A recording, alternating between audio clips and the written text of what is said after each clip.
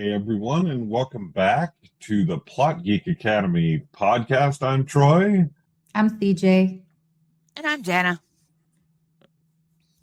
Said with a lot of enthusiasm, don't And, you? and, and, and CJ is supposed to take over this time as our lead. So we're going to turn it over to her to introduce what it is Yes, we're going to do today. And we are going to get better and better at this every time that we do it. One of these days we will not be quite as oh awkward, my but then we'll be goodness. awkward in a totally different way. I'm pretty sure it will just all be awkward no matter Yes. what. Today, Woo! we are going to talk about what we want from our author careers. We're going to talk about goals. We kind of covered this in the last podcast, in our last video, but we would really rather dive deeper and give some more helpful examples and actual steps of, because goal is nice, but and a bit frou-frou. We'd like to talk about specifics and give examples. So that's what we're going to do today. So I'm going to throw this over to Jana first and say, what factors do you consider when it comes to your author career and actually making it something that is viable, that's something that you can build? Fantastic. So the first thing we want to talk about, and this is kind of a repeat, is that we wanted you to think about what your version of success is. What does a career look like to you? Because for writing one book in their entire lives, that's it. They have that one book in them. It is the book of their heart. They're going to write that one book and they don't want anything else. And so for them, that's all a career looks like, is that one book, make it perfect, make it shiny, ta-da.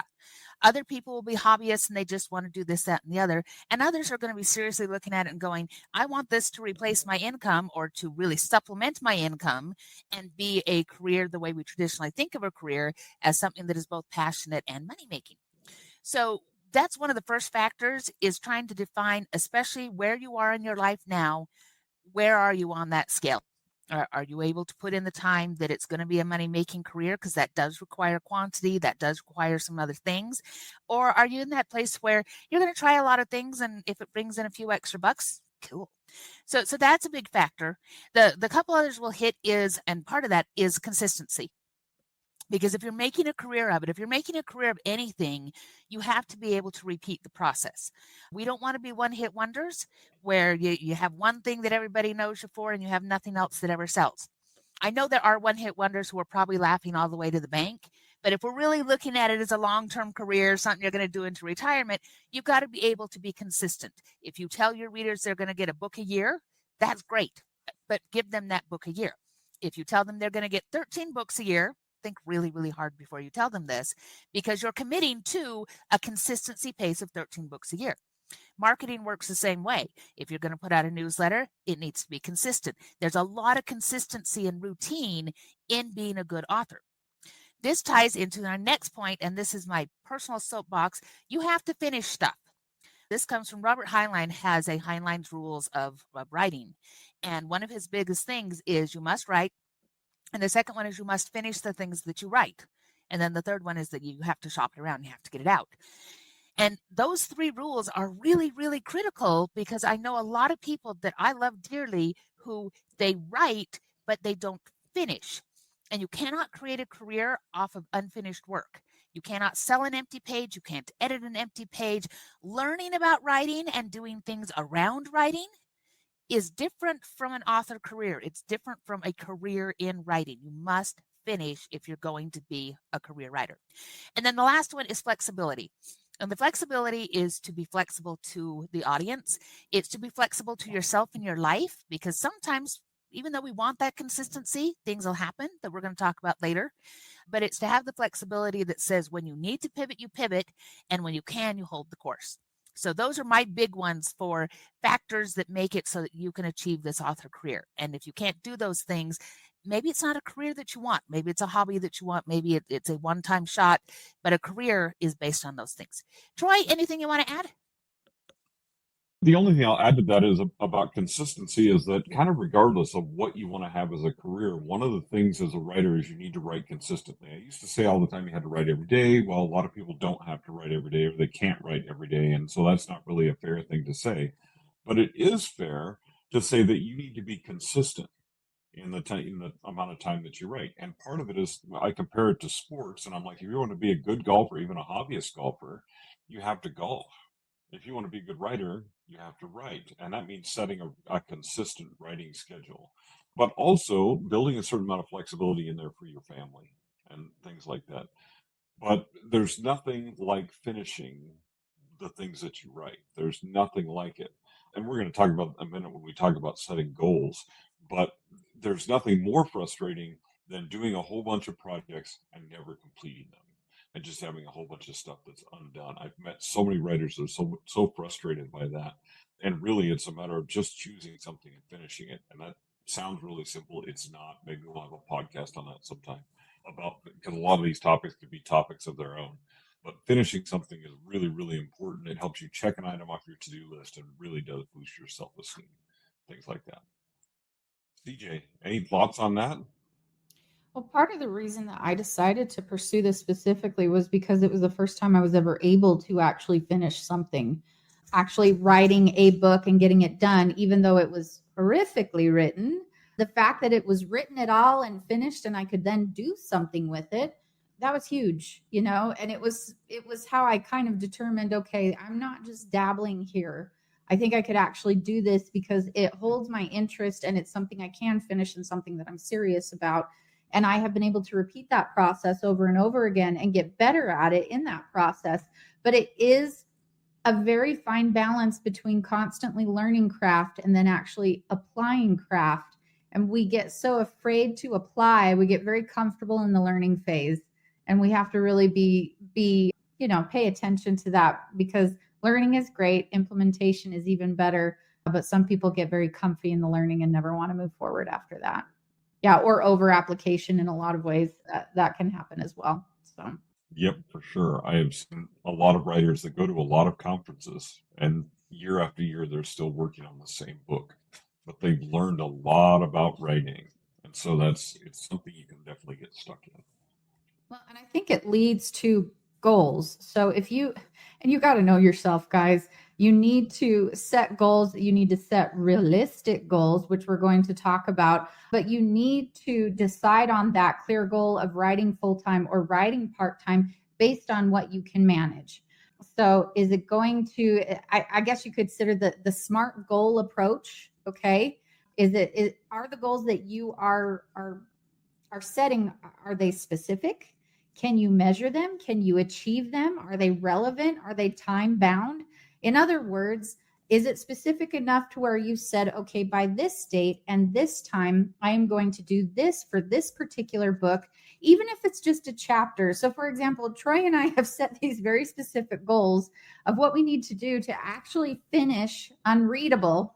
That is actually, now I'm thinking about that title. It will be readable, by the way, just letting you know. I was like, that's interesting marketing on our part. Oh, well, I'm sure that's fine.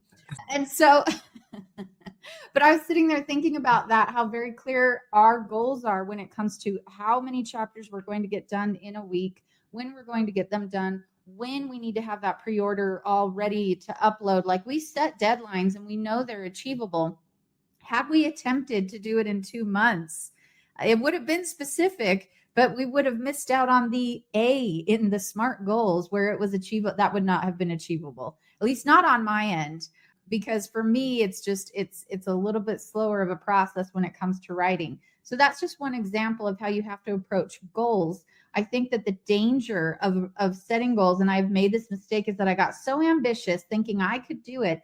And I also thought to myself, if I trick my mind into making this crazy goal or deadline, I'm going to force myself to do it. And what I end up doing is actually forcing myself into a corner where I am then found in the fetal position because I just overwhelm myself so much that I can't do it anymore. I don't know if you guys have experienced setting goals like that, but it wasn't a good look for me. The fetal position is not a good look for me. So, yeah. So you need to. And that's a good point, because it's. Oh, sorry. No, go ahead. I'm going to get new headphones, I promise, guys, because these ones get a glitch and everything sounds quiet. And then I say something and then I hear somebody else talking. I'm like, oh, crap, all that. So I apologize if I ever speak over somebody. I'm getting new headphones after I come back from Disney World, because right now I'm saving money to buy stuff at Disney World. Maybe I'll come back with, big mouse ear headphones from the House of Mouse, because that could happen. But you brought up a really good point with the whole, in the fetal position. And this is just a little thing, and then go right back to you. And that is the physical toll of goals that are unattainable and the mental and emotional tolls. I watched a really good friend who took on a challenge, and these challenges can be good. This was one from Dean Wesley Smith, and it was you have to release something that is not novella length or longer once per month for an entire year, because he was getting you used to the pattern of releasing stuff. And you could count anthologies, you had lots of different things so that you had some flexibility there. And she went, I want to do this because it'd be really good for my business. And it also ties into a reward you could get through their business. And so they went, this is perfect. She kicked her butt. She got them all out, and she gave herself such bad carpal tunnel she couldn't write for 6 months. So she ended up having to learn how to dictate during those 6 months. So there's a pro that came out of that. But the physical pain of trying to keep up that goal was something that didn't end up working for her. And now she has to be really careful, because anytime she spends too much time at the computer, that carpal tunnel comes back up. And maybe if she had broken out that goal and said, I'm going to release 6 books this month and 6 this year and 6 next year, or listen to her body when it started to say, I don't want to do this goal like this anymore, she wouldn't be in the situation. But now she's kind of stuck with really delicate wrists. So we have to know, are your wrists problematic? Is your back problematic? Is your voice problematic? Andrea Pearson talks about voicing herself right out of being able to work because she did so many long sessions dictating that it screwed up her throat. So we have to also, when we do these goals, what's the physical cost? All right, back to CJ or to Troy, not me. The only thing I'll add to that is just that. So there was a time when I had a book deadline for a publisher. I had a freelance deadline for the EPA. So both of those are things where if I didn't make those, I didn't get paid. And then I was doing a videography project with the National Guard, which was super fun. But it was also very intense time-wise. And there was a week where I literally worked 92 hours that I clocked in a single week. That's not sustainable. That wasn't a good overlapping those goals the way they overlapped was not wise. Did I accomplish it? Yes. But is that something I can do regularly in my career? No, absolutely not. I never ever actually want to do that again. The other thing I like about those goals, and I know we were probably going to mention this in a minute, is that goals are things, and I saw you when you put this in there, Jana, that goals are things you can control. Don't have a goal of being a best-selling author. There are parts of that that you can control, parts of it that you cannot, parts of it that are really downright luck, parts of it that depend on all kinds of factors that are absolutely out of your control. Finishing your books is one thing. Marketing your books, running marketing campaigns is one thing. But getting a specific, I want to be number one in the Amazon store for my category. Okay, you might. Or Dean Koontz might release a book the same week as you, and you might not, because you're probably not going to beat Dean. Good luck. If you do, great, awesome. But you're probably not. You're probably not going to beat Stephen King. So there's things that you just cannot control in the market, and that shouldn't be a part of your goals, because your goals can only be things that you can achieve through measurable steps. That's it. Don't make them these ethereal, I want to be a 6-figure author this year, and you're going to do that by what are you going to get? How are you going to guarantee your sales? And there's just no guarantees. This business is too fluid for that. That actually kind of brings me to my next point when you're talking about the business being fluid and the ability to change and grow and adjust, and also take on certain things that work for you and then let go of those things that don't work for you when it comes to setting goals. When it comes to finding your process, you need to recognize that it may change. I remember initially going into a conference first time, and it was like everything that they said in there had to be law. I assumed it was law. I assumed it was the only, because I was new and I was learning from people who knew more than me, and I didn't recognize that they were guiding principles, and I didn't have to do it exactly like them. I had to learn craft, and I needed to learn fundamentals and basics. But when it came to certain styles of writing, or when it came to an approach to writing, there was one lady there who is probably the worst person for me to listen to my first time in there. But she was like, I write 10,000 words a day. And I was like, oh, so that's the normal goal. I thought that was normal. So Troy's laughing over here because he knows how slow I write. So I'm sitting here killing myself because I'm like 10,000 words a day is what an author does. And this in my mind was law because I didn't realize that everybody has their own abilities and ways of doing things. And then, you look at Kevin J. Anderson, that man dictates everything. He will go on a hike and he will walk around and he will write and he'll just write chapter after chapter on his huge hikes.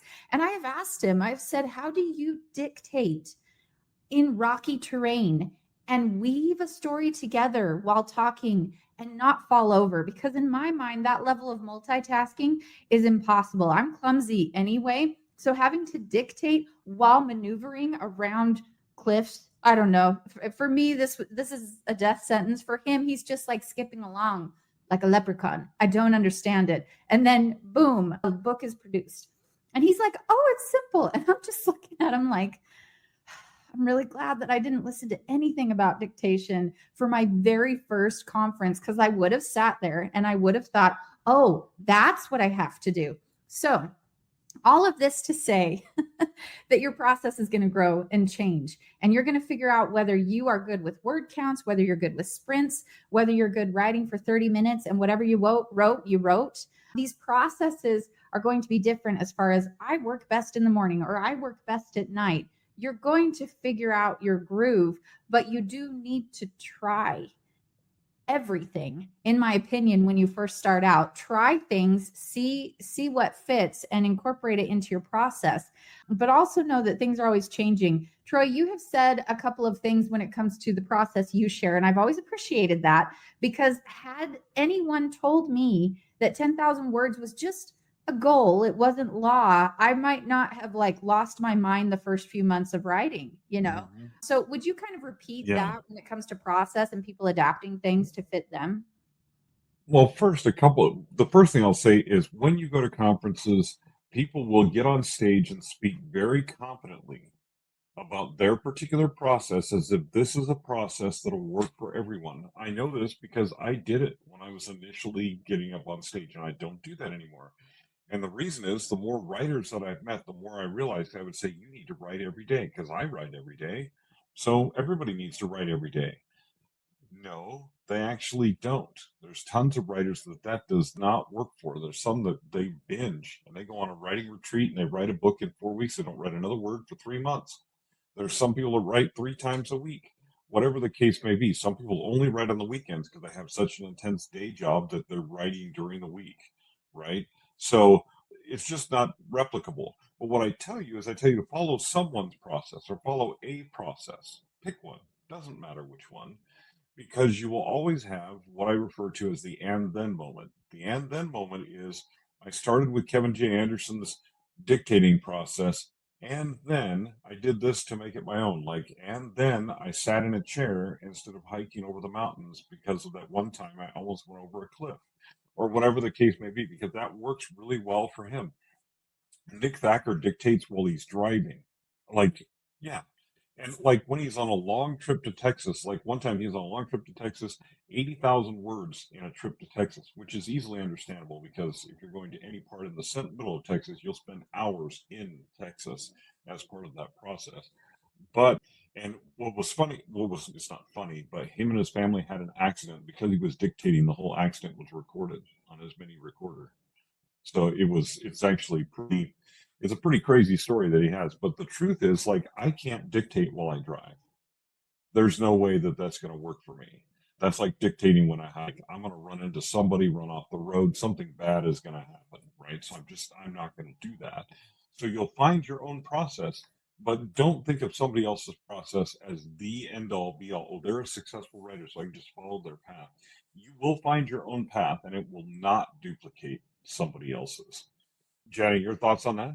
It won't duplicate it, but it is good to study these things and find some starting places or suggestions, especially if you're feeling stuck. A lot of times when you're feeling stuck, you're feeling burned out, trying to shake up your process with something can really, really help. That's how I got into sprints. I didn't used to do sprints. I used to do big blocks of time, love time blocking. I still love time blocking, but now I do sprints inside of my time blocking because I have a very busy life with a busy daughter, and now I've got a back that won't sit in the chair for that long.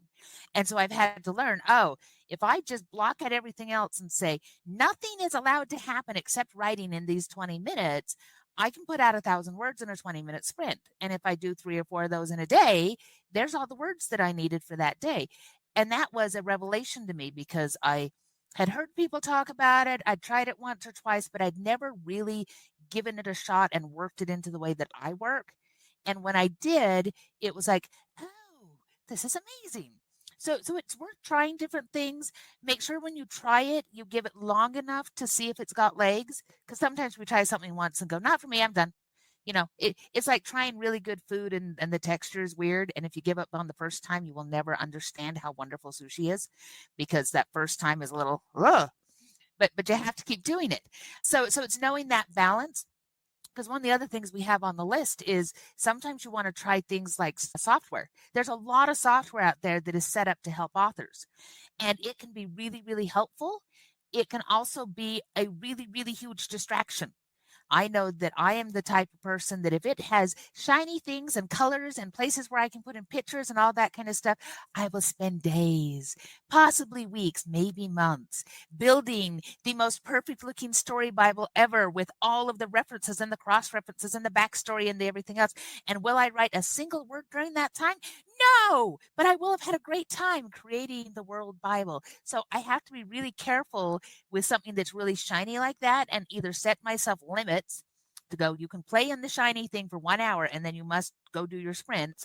Or I have to just say, that is beautiful and lovely and I would love to use it, but Satan, get behind me because otherwise I won't get the writing done.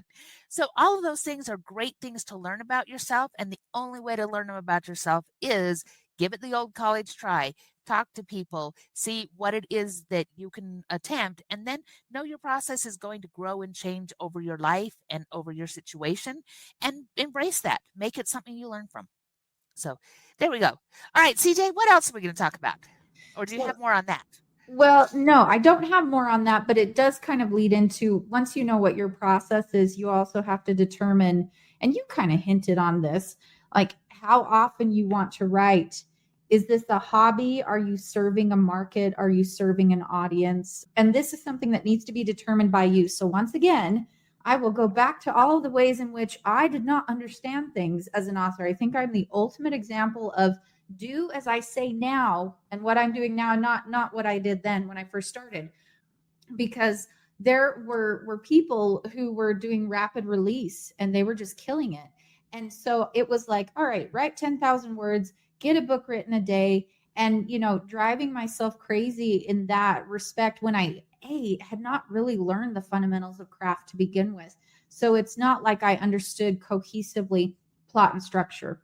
I didn't understand what that looked like from genre to genre. I hadn't even taken time to really consider the types of books that I wanted to write, the type of market that I was serving, the type of stories that I was writing. Was I doing it for myself? Was this a hobby? Was this an escape and something that was just funsies for me? Or was it going to be funsies and also a career path that I wanted to pursue on a professional level? Because there are expenses involved. And so when you begin writing, you may start out in one venue and realize that you're actually going to write something else. So I thought I would start out with mysteries, but what I ended up writing was teen and young adult romantic fantasy, which came out of nowhere because I read mysteries and thrillers and I read romances, but I really liked my Dean Koontz novels. Like that was my jam. And I read those and then of course Nancy Drew, which is so soft, it's crazy. That was vanilla fresh right there.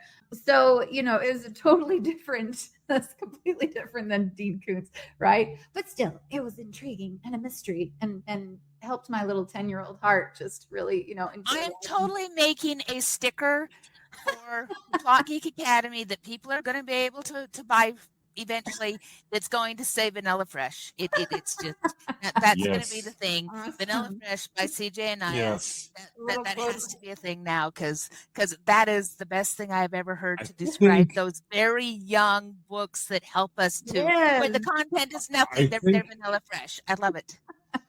We need to write a book with that title. I kind of feel like yeah. Vanilla Fresh Vanilla should Fresh. just be the name of a book. Oh no. because I did the same thing with It's a Hardy new Boys. project You know, and now. Hardy Boys, Yes, Hardy very Boys were good. like, I mean, but they taught me. I mean, Franklin W. Dixon taught me how to write mysteries Yeah. because I read the mysteries that he wrote. Dean Koontz taught me how to write thrillers because I read the thrillers that he wrote. Stephen King and the way he writes suspense, all of that came from that reading and learning. Anyway, but it is interesting how my trajectory ended up with writing. Where like I was going to write sci-fi and fantasy because that was the bomb, and that's what I wrote. And then that's not what I write, and I just, I mean, I can delve into that every now and then, but it is not my home and my happy place, you know. Right. And so that's your process, and also your process will, like talking about abandoning software. Sometimes there's new software that comes along that's better and simpler than what you had, or you're going to change your process because your kids moved out of the house, so now you don't have to get up at 4:30 in the morning to write without being disturbed by them. You can wait until 9 and get some actual sleep, things like that. So So lovely. things So lovely. change because of your life. Yeah, just because of your life moving along, and thank goodness it does. But you need to be flexible in the changing. That's part of the flexibility too. But changing your process because life changes, and thank goodness it does. It'd be boring if it didn't. And And it's also, I'd still okay. have kids at home. You have kids at home? No, Anyway, you don't, Troy. no, I said I would still have the kids at home if things didn't change. So now I don't. So that's good. Yeah. Right. Troy gets to be our resident empty nester.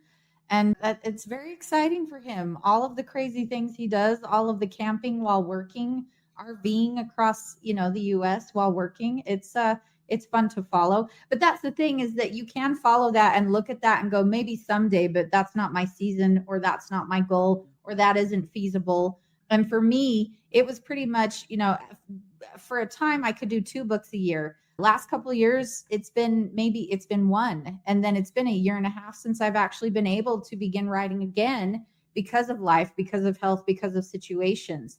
But what you really need to decide is, what is your commitment to your audience, and when those things change, do you let your audience know? Which you should. If you cannot continue at the pace that you were going at before, let them know. You will find that readers are very, very forgiving and understanding, and they just love you and are excited to be part of the journey. So when things slow down, let them know. You don't have to get crazy personal, but just let them know what to expect so that they know that you're there still working on stuff. But you can decide for you how that is going to work. And so right now things are slower for me, and that's okay. So I think when it comes to goals, when it comes to expectations, when it comes to process, all of this depends on you, your life, all of these variables, and what works for you. So don't make the mistake of thinking that you have to do it exactly like I did it. But please don't do it like I did it. Don't You don't have to do it like I did it. Exactly how Troy did it, exactly how Jana did it. Learn from processes and then apply what is going to work for you. And I think one thing I do want, and I want Jana to speak on this when it comes to market, because that is one thing that I touched on a little bit, but I really want to emphasize here. It can switch, but what is the importance of knowing who you're writing to, Jana? Why is that important for us as authors? This is one of my favorite things to talk about. It's actually where Plot Geek Academy's idea of the right to market approach comes from, and how it goes back. Because when we say right to market approach, people think, oh, you're chasing trends. That's what right to market means. And it doesn't. It doesn't, because what it means to us is that anytime you write a book, you are writing to an audience. Sometimes you're writing to an audience of one, and that's you. When you say, this is what I want to write, it's the book of my heart, and I don't care what anybody else says.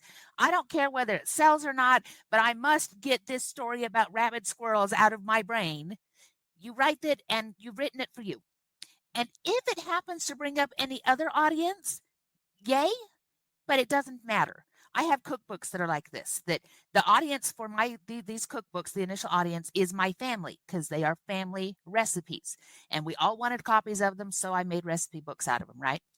Now, we get a surprising number of people who are not family who buy our family cookbooks, and then we put that money away into going to family reunions. But that was never the target when I wrote them. I did not write them thinking I'm going to write a book on Italian cooking with pictures and everything else, and it's going to appeal to an audience who wants to cook Italian food. No, it was, I need all of my grandmother's recipes in one place because she's passed away now and I can't go to her house and ask her these questions. So I wanted the recipes and I wanted the stories and I wanted all those things. And it was important to me and it was important to my cousins and my aunts and uncles. And so that was my initial audience, is just the family. And we just happened to appeal to other people too. And so you're always writing to an audience. Now, if you're looking at a career and you're saying part of my career goals is that I would like to make money off of this, that I want this to be something that may either supplement my income or eventually replace my income, you have to consider the market. Because when you're always writing to an audience of one and then hoping for more audience, the amount of money you make on it is very small. Like say, we sell cookbooks, but it's not millions of dollars of cookbooks. It's about $200 a year, maybe, of people who just happen to pick up our family cookbook, which it's nice, that's nice family reunion money. It pays for a pavilion so that we can go stand in the rain, which is what happened last time. We had a beautiful pavilion and then it was raining sidewards, and the pavilion does not help you when the rain is coming that direction. You just, everybody got wet. But so the point there is there's not a lot of money in that kind of an audience. If you want to find an audience where you're going to make more, you have to write for them. And the audience is going to come in with expectations, things they want to read, tropes that they want to see, expectations for the kinds of stories that are going to be romances, that are going to be fantasies, that are going to be mysteries. And if you say, I don't care about any of your expectations, audience, then you're once again writing for an audience of one. So you have to look at your writing and say, am I willing or can I find the place where the things that I want to write and I'm passionate about overlap what the audience wants to read?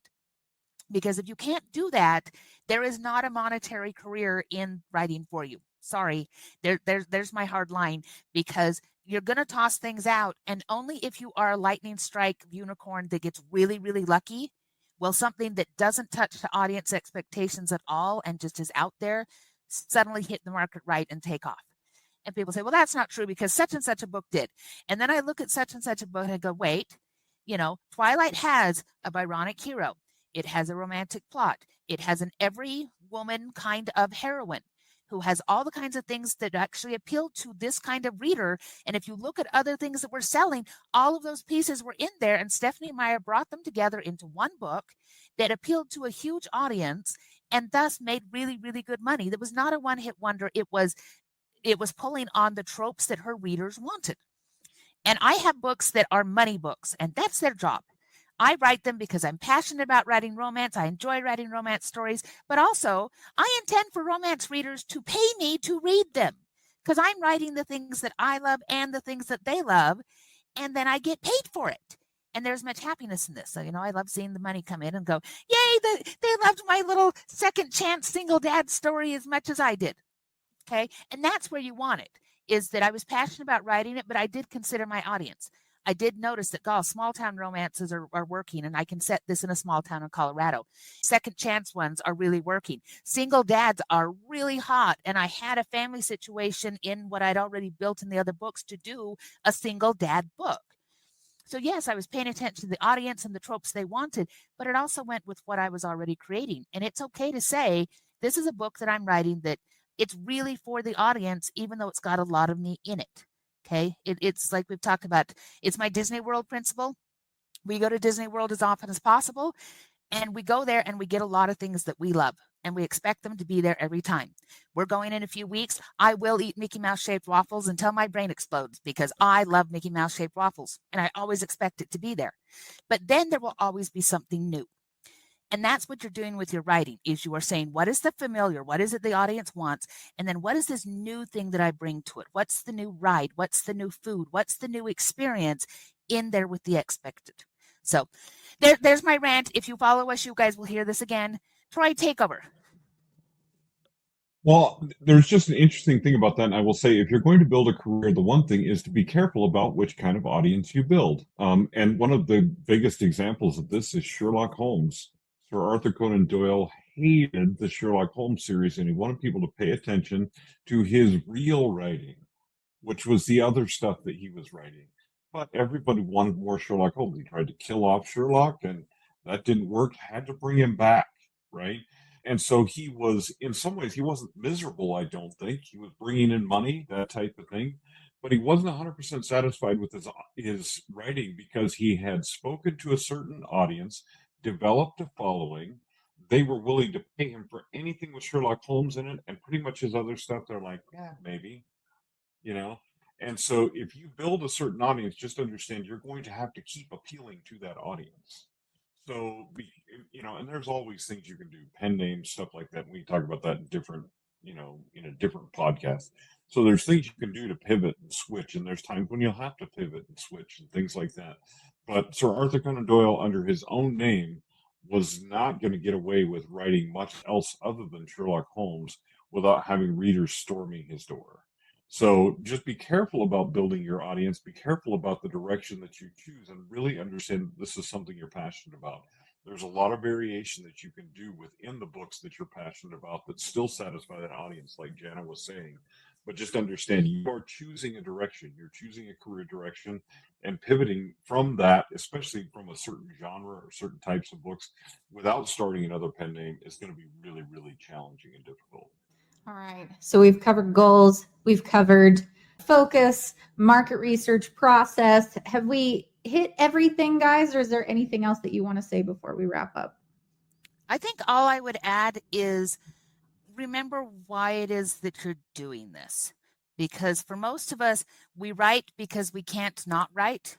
I brought this up to my husband once when I was having a very frustrating time when I kept looking at my sales reports. And I had a few weeks there where nothing was moving. And I don't know why. It was just the doldrums that sometimes you get into. And everybody, this will happen to you. Even when you're really successful, you will still have days or weeks where you look at the reports and you just didn't sell anything today. And it might be because there was an election. It might be because of all these other factors, but you don't think about that at that time. You just look at all those zeros and you go, I have failed and my life is over. And I talked to my husband about quitting. And he says, if you want to quit the publishing side of it, you go ahead and do that. Because if it's making you unhappy, if you are miserable, if there's no more joy in the creation, stop doing this. But I know you, and writing fills your soul. Writing makes you happy. You love to do this. So don't stop the writing, even if you say, I have to change the publishing, I have to change the goals, I have to change some of the stuff around it. You write because you can't stop, because it's a thing that makes you who you are. And so in that case, always give credit to that first. Because if you shut down that creative voice and say, we will only write for money, we will only write for this, that, and the other, you're going to burn out and eventually you're going to quit.